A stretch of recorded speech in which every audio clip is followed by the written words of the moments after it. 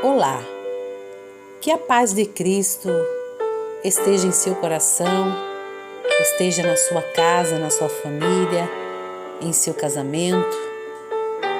Estamos aqui para mais um dia de estudo. É maravilhoso ter você comigo. Fico muito feliz em saber que você tem interesse em aprender da parte de Deus. Quer aprender, crescer na graça e no conhecimento. É maravilhoso isso. Fico muito feliz por isso.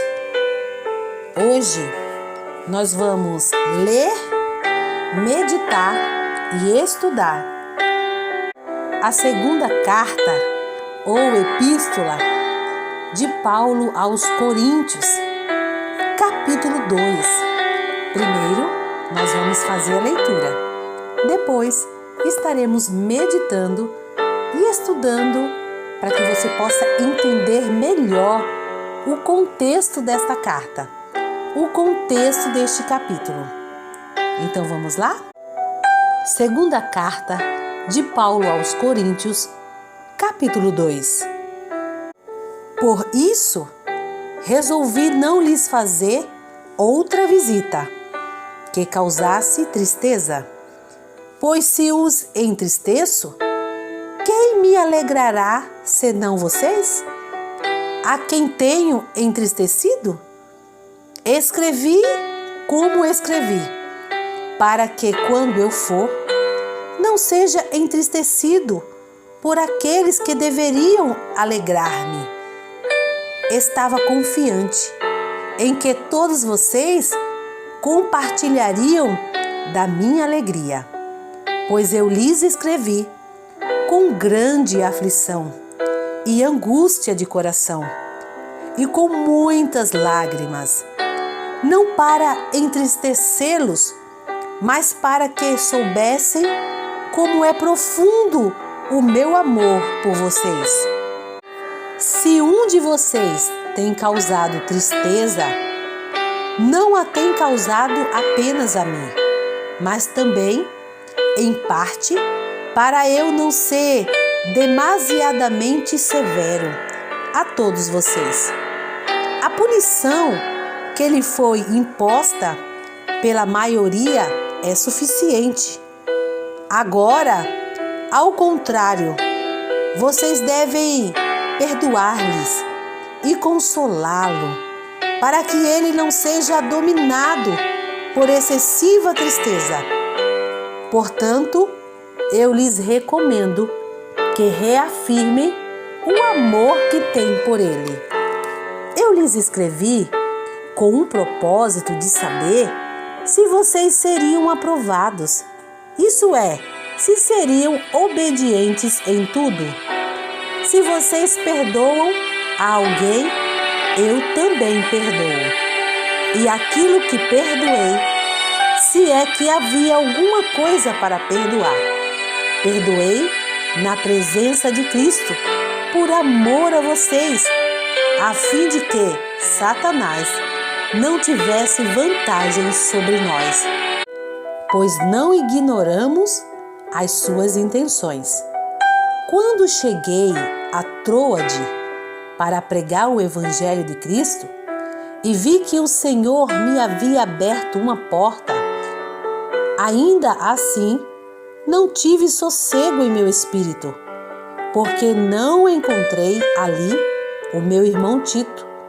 Por isso, despedi-me deles e fui para a Macedônia. Mas graças a Deus, que sempre nos conduz vitoriosamente em Cristo e por nosso intermédio exala em todo lugar a fragrância do seu conhecimento. Porque para Deus somos o aroma de Cristo entre os que estão sendo salvos e os que estão perecendo. Para eles somos cheiro de morte, para aqueles fragrância de vida. Mas quem está capacitado para tanto? Ao contrário de muitos, não negociamos a palavra de Deus visando o lucro. Antes, em Cristo, falamos diante de Deus com sinceridade, como homens enviados por Deus. Mais uma vez, Paulo está instruindo a sua igreja acerca de alguns problemas, que está acontecendo na igreja de Corinto. Você começa a entender o trecho, capítulo 4, ele revela uma das qualificações essenciais do ministro do Evangelho, que é o ministro do Evangelho, ele tem que ter um coração puro, um coração amoroso, um coração sensível e que se angustia e chora ao ver o povo de Deus desviando-se do caminho e voltando a se envolver com o pecado e o engano. Você vê o sofrimento, de Paulo ao ver, o povo mudando a rota, saindo do alvo, da direção ao qual Paulo os ensinou, Agora você consegue ver a tristeza em seu coração. No versículo 6, Paulo diz assim: basta ao tal esta repreensão. Neste trecho, vemos a igreja do Novo Testamento disciplinando um membro da igreja que cometera delito grave. Isso é muito interessante nós entendermos, quando Paulo ele exorta os obreiros da igreja a advertir, a fazer o trabalho de exortação e disciplina daquela pessoa que cometeu algo grave na igreja. Hoje, as pessoas, ela confunde se eu amo alguém, eu não posso repreendê-la, eu não posso exortá-la. Isso é amar. Se eu amo alguém e se eu vejo ela ou ele, tomar uma decisão errada, eu preciso ensinar qual é o caminho dele, o que ele deve fazer. Porque como ele saberá se está errado, se não tiver quem fale, quem exorte?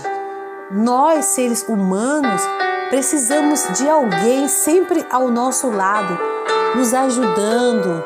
Porque a igreja de Cristo é isso. É um ajudando o outro, É um exortando o outro. Porque nós somos sujeitos a pecar, a errar. E às vezes, pela nossa natureza humana, nos perder no meio do caminho. Então, é amor. Quando eu amo alguém, eu me preocupo com ela. Por isso que Paulo, ele ensina o papel da igreja. O papel da igreja é instruir as pessoas, ensinar, Não é dominar a vida delas, nem mandar nelas, mas instruir com amor, com carinho, para que ele não se perca, E não perca a sua salvação. No versículo 6, ele fala assim: basta ao tal esta repreensão. Neste versículo, vemos a igreja do Novo Testamento disciplinando este membro aí, Ele cometeu algo grave, E a fim de defender a integridade da igreja de Cristo, a congregação local precisa disciplinar. Aí, Paulo, ao mesmo tempo que ele exorta a igreja a disciplinar, a exortar, ele também fala que essa disciplina não pode ser exagerada, não pode ser exageradamente pesada, né? Ela tem que ter um certo peso, ter um peso que equilibre, para que essa pessoa também não se desvie da presença de Deus, né? Porque o intuito da igreja não é jogar e nem lançar ninguém fora, mas na verdade é levar as pessoas para o reino de Cristo, né? Para a vida eterna. Então, nós não devemos, mesmo quando a igreja ela disciplina, ela não se alegra na disciplina, né? Ela sabe que é necessário disciplinar, mas ela se entristece porque ela precisa fazer isso, né? E ela sabe que vai causar tristeza na pessoa, mas sabendo que é para o bem dela. Aí Paulo continua dizendo que a disciplina e a restauração do culpado devem ser praticadas com espírito de mansidão, Gálatas 6:1, de tristeza, sinceridade, repúdio ao mal, temor a Deus e a palavra, que eles deviam ter zelo pela reputação de Deus e o propósito de que haja justiça no tratamento do caso do culpado. Tudo isso também fazemos para agradar a Deus, né? Porque uma igreja que não há é igual uma plantinha, ela precisa ser podada, né? Limpa, para que ela possa crescer para a saúde da igreja.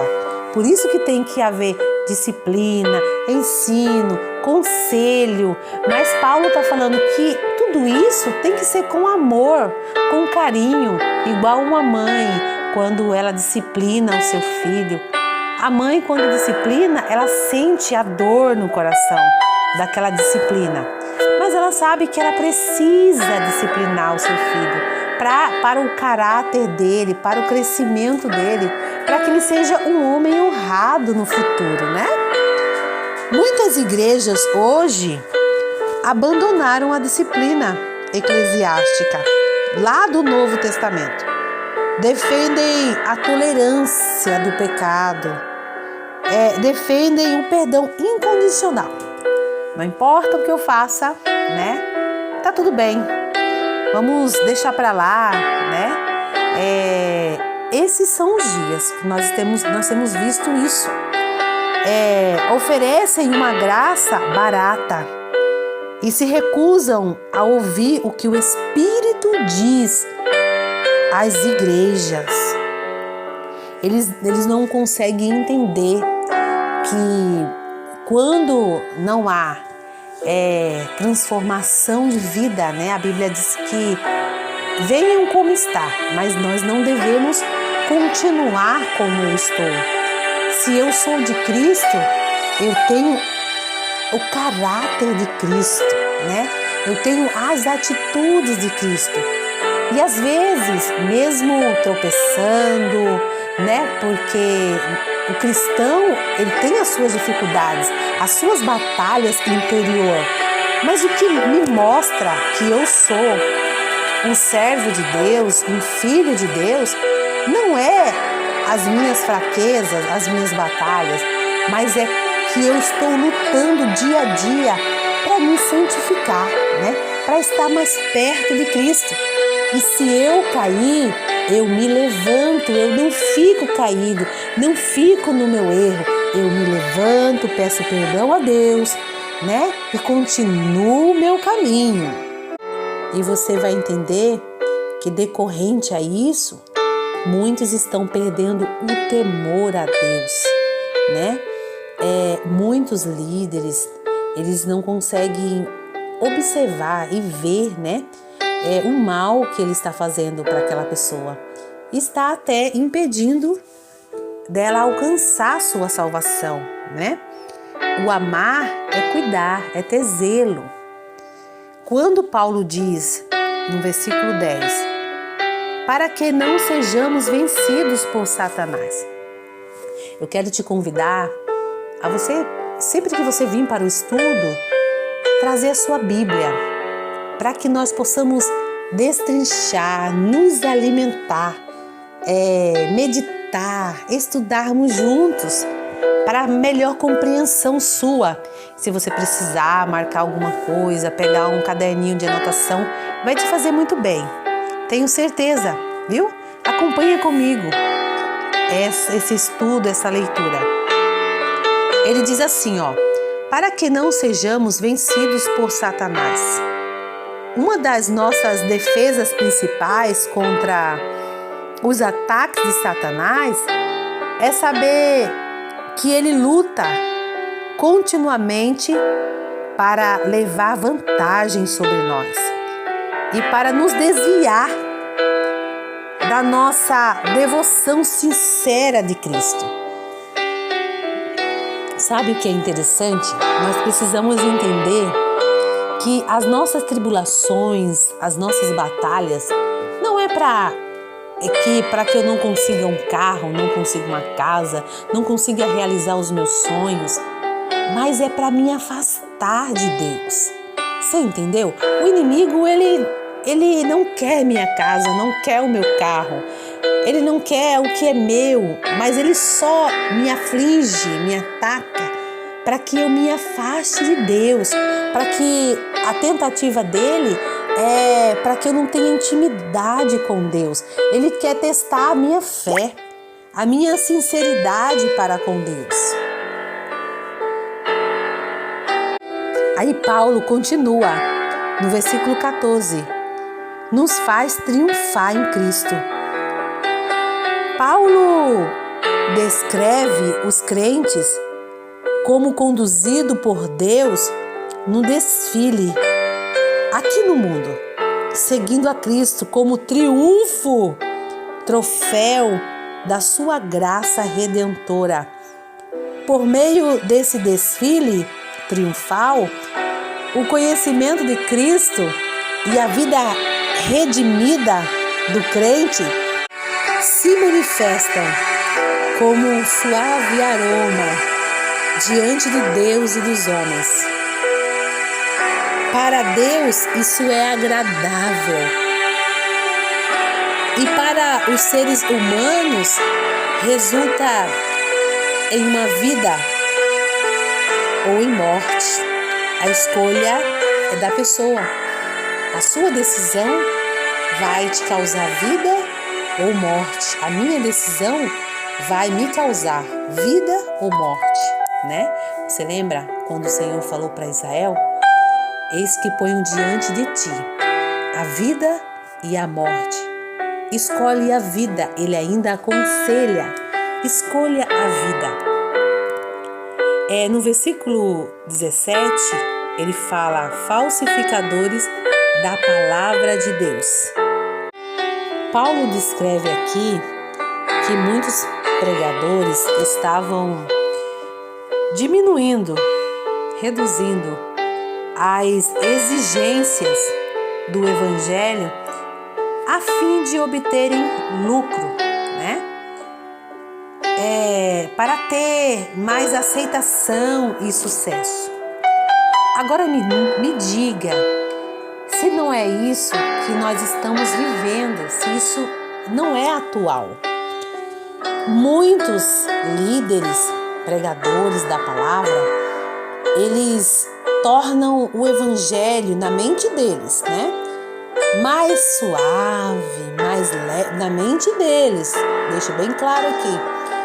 Para que as pessoas, na mente deles, não tenham dificuldades de servir a Cristo, né? Só que isso causa, primeiramente, que o evangelho genuíno, eles estão adulterando esse evangelho. Então, se eles adulteram o evangelho genuíno, esse evangelho não terá eficácia na vida dessa pessoa. Essa pessoa vai sentir sede.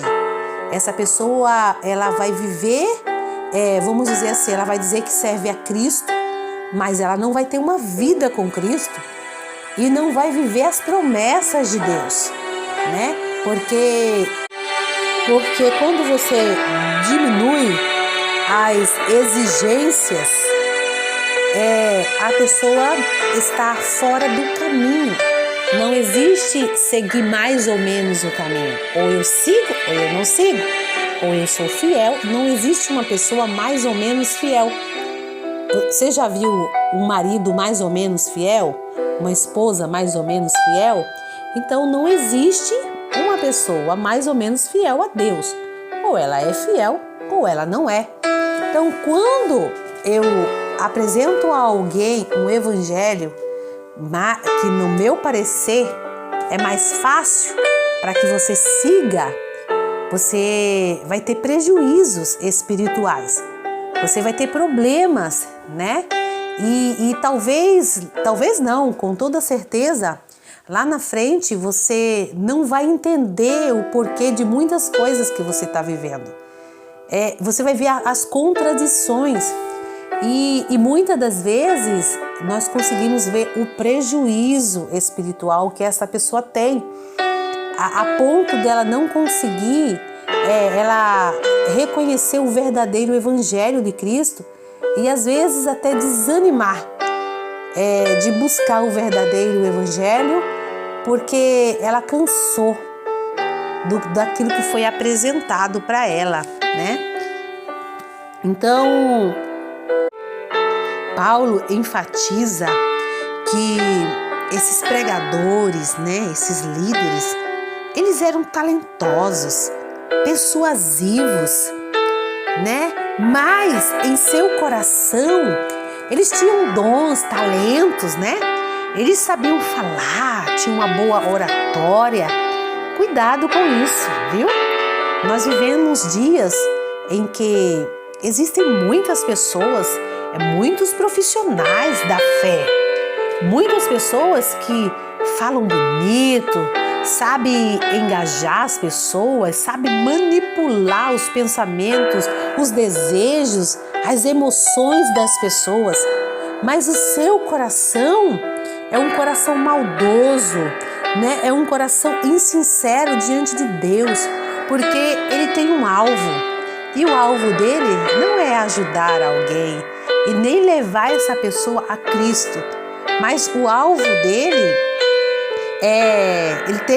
o alvo dele é para si, né? Ele cobiça o dinheiro, ele visa a fama, os status e não o engrandecimento do reino, né? De Deus, e nem que pessoas se rendam a Cristo. Então, eu quero deixar um alerta para você neste dia. Cuidado com as pessoas que você ouve, que você para ouvir. Cuidados com o evangelho, né?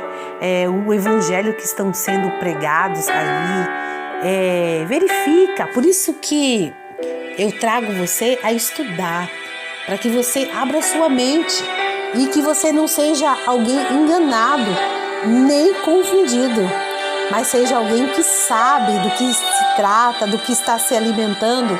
E quando alguém se apresentar a você, você vai saber discernir o que é aquela pessoa, que tipo de pessoa é aquela, que tipo de evangelho ela está te apresentando, para que você não seja confundida e até para você salvar outras pessoas desse tipo de pessoas.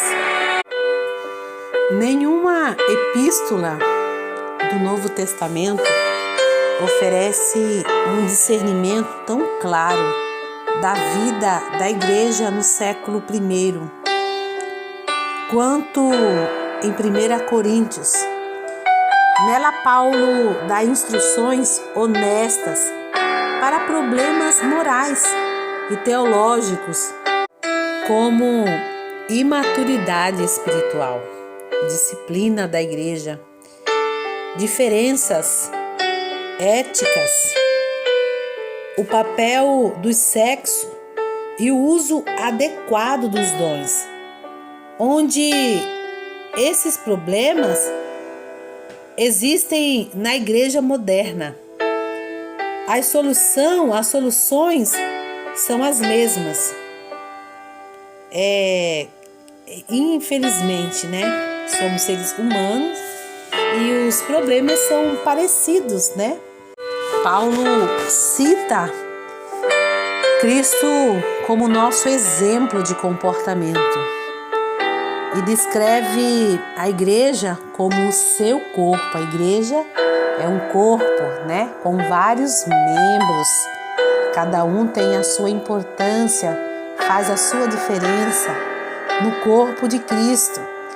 De especial importância são as poderosas consequências da ressurreição de Cristo para toda a criação. As manifestações ou os dons do Espírito formam as passagens mais conhecidas sobre o Espírito Santo, no capítulo 12 ao 14. Mas não devemos fazer vista grossa ao papel do Espírito Santo em revelar as coisas de Deus ao espírito humano de uma maneira que impede todas as bases para o orgulho. Que o Espírito Santo possa esclarecer melhor ao seu coração. Eu sou Geisa Gabriele, terapeuta cristã. Vou deixar aqui na descrição deste vídeo o meu contato. Se você precisa de uma orientação, de um aconselhamento, de uma direção, pode contar comigo. E se você foi edificado por esse estudo, se de alguma forma esse estudo abençoou a tua vida, vai lá, se inscreve no nosso canal, curte, compartilha com alguém que você ama. Ativa o sininho para receber as novidades em primeira mão. Que o Senhor possa te abençoar grandiosamente. Fica na paz.